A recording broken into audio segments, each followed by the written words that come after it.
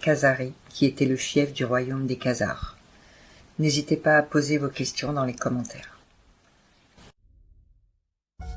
Ce n'est pas une défaillance de votre téléviseur. N'essayez donc pas de régler l'image. Nous maîtrisons à présent toute retransmission. Nous contrôlons les horizontales et les verticales.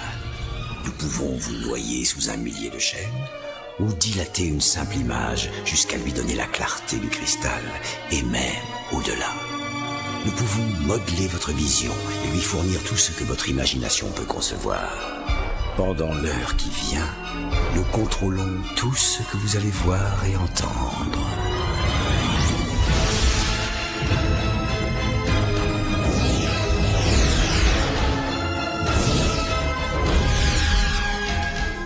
Nous partagerons les angoisses et les mystères qui gisent dans les plus profonds abysses, au-delà du réel.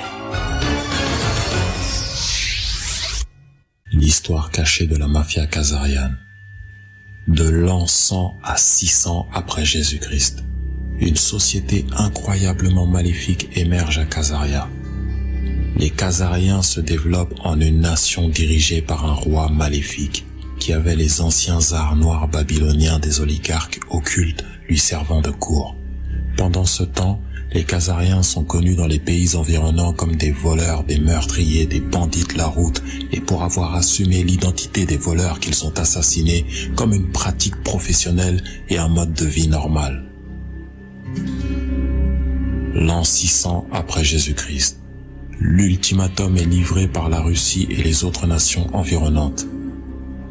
Les dirigeants des nations environnantes, en particulier la Russie, ont eu tant d'années de plaintes de leurs citoyens que, en tant que groupe, ils ont lancé un ultimatum au roi khazarien.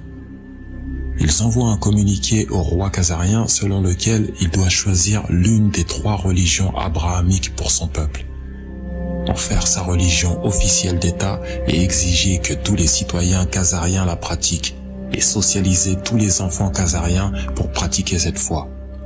Le roi khazarien a eu le choix entre l'islam, le christianisme et le judaïsme. Le roi khazarien a choisi le judaïsme et a promis de respecter les exigences établies par la Confédération des nations environnantes dirigée par le tsar russe.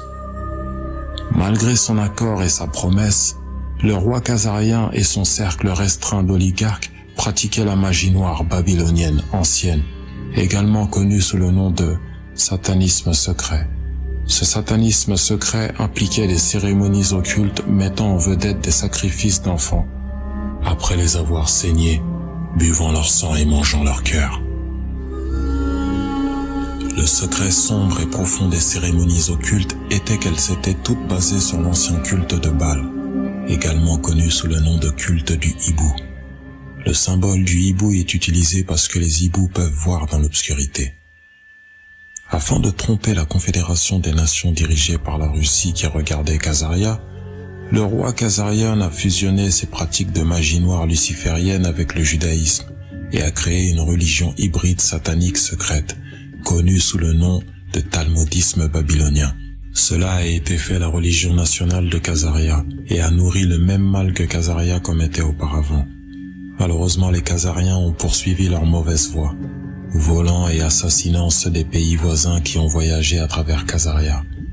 Les voleurs khazars ont souvent tenté d'assumer leur identité après les avoir assassinés et sont devenus maîtres des déguisements et des fausses identités, une pratique qu'ils ont poursuivie jusqu'à ce jour, ainsi que leurs cérémonies occultes de sacrifice d'enfants qui sont en fait d'anciens cultes de Baal. 1000 après Jésus-Christ, la Russie et les nations environnantes en ont assez et agissent.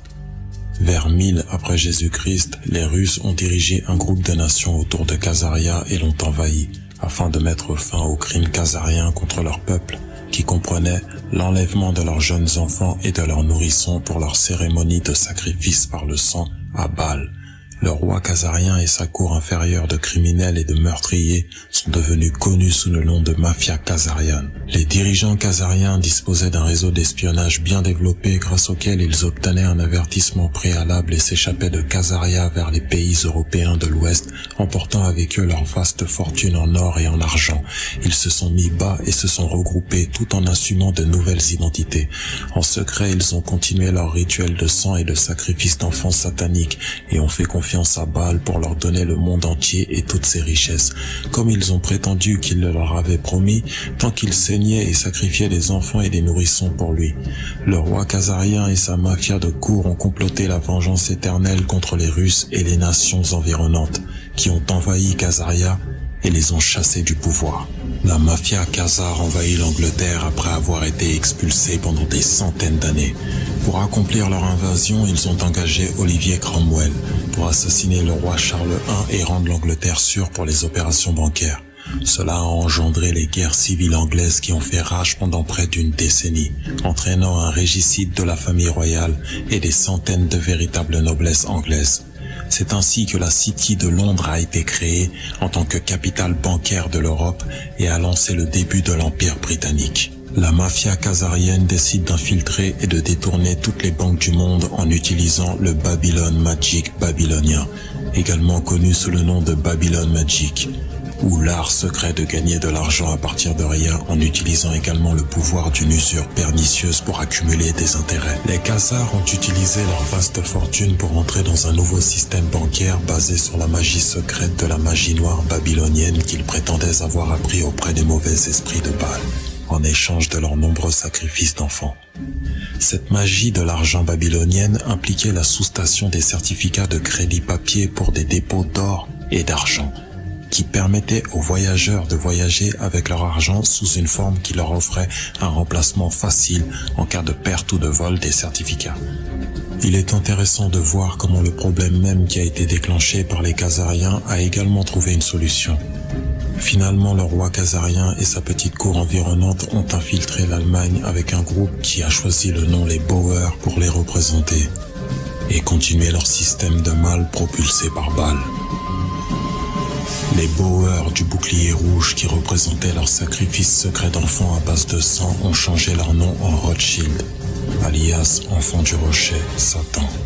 Les armoiries de Rothschild contiennent un point fermé avec 5 flèches symbolisant les 5 dynasties établies par les 5 fils de Mayer Rothschild, en référence au psaume 127, comme les flèches entre les mains d'un guerrier. Les enfants de la jeunesse le sont aussi.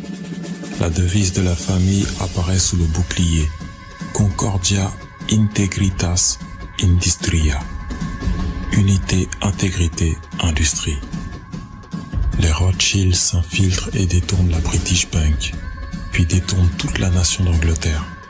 Boer Rothschild a eu 5 fils qui se sont infiltrés et ont repris les services bancaires européens et le système bancaire central de la ville de Londres par le biais de diverses opérations secrètes astucieuses, y compris un faux rapport sur la victoire de Napoléon contre les Britanniques, alors qu'il a en fait perdu. Cela a permis aux Rothschild d'utiliser la fraude et la tromperie pour voler la richesse de la noblesse anglaise et de la gentry terrienne, qui avait fait des investissements commerciaux avec les institutions bancaires de la City de Londres.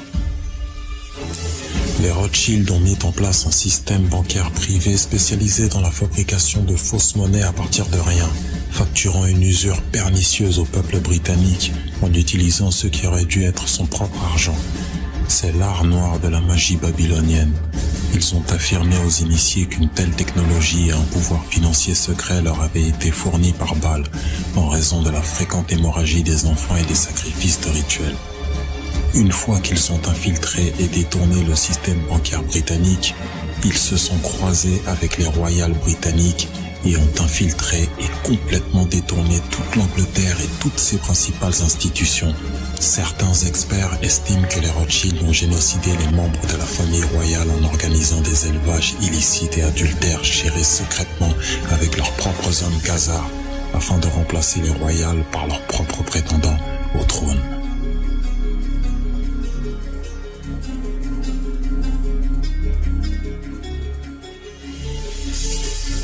La La mafia khazarienne déploie un effort international pour éradiquer les rois qui gouvernent par le droit divin.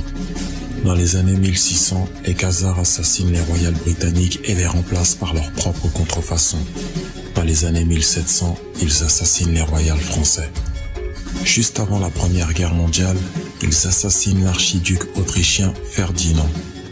Pour commencer la Première Guerre mondiale, en 1917, ils ont rassemblé leur armée, les bolcheviks, et infiltré et détourné la Russie, assassiné de sang-froid le tsar et sa famille, bâillonné sa fille et volé tous les trésors russes d'or et d'argent ainsi que d'armes. Juste avant la Seconde Guerre mondiale, ils assassinent les royales autrichiens et allemands. Ensuite, ils se débarrassent des royales chinois et privent de pouvoir le souverain japonais. La haine intense de la mafia khazare envers quiconque professait la foi en un dieu autre que leur dieu Baal les a motivés à assassiner les rois et la royauté et à s'assurer qu'ils ne peuvent jamais régner. Ils ont fait de même avec les présidents américains en menaçant des opérations secrètes sophistiquées pour les priver de pouvoir. Si cela ne fonctionne pas, les Khazars assassinent comme ils l'ont fait pour McKinley, Lincoln et JFK. Les Khazars veulent éliminer tous les dirigeants forts ou les élus qui osent résister à leur pouvoir de magie babylonienne.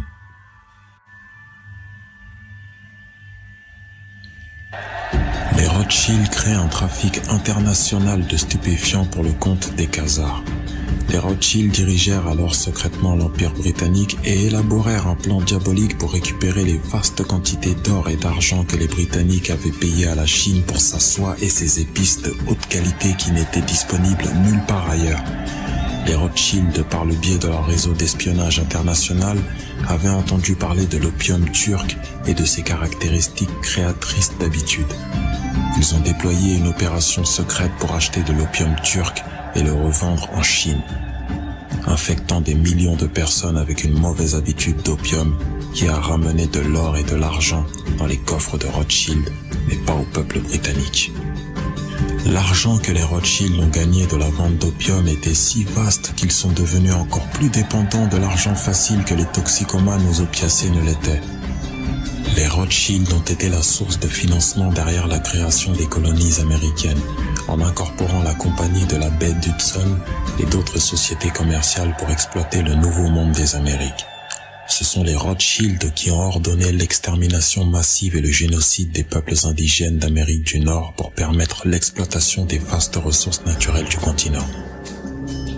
Les Rothschild ont également suivi le même modèle commercial dans les Caraïbes et dans le sous-continent asiatique de l'Inde, entraînant le meurtre de millions de personnes innocentes.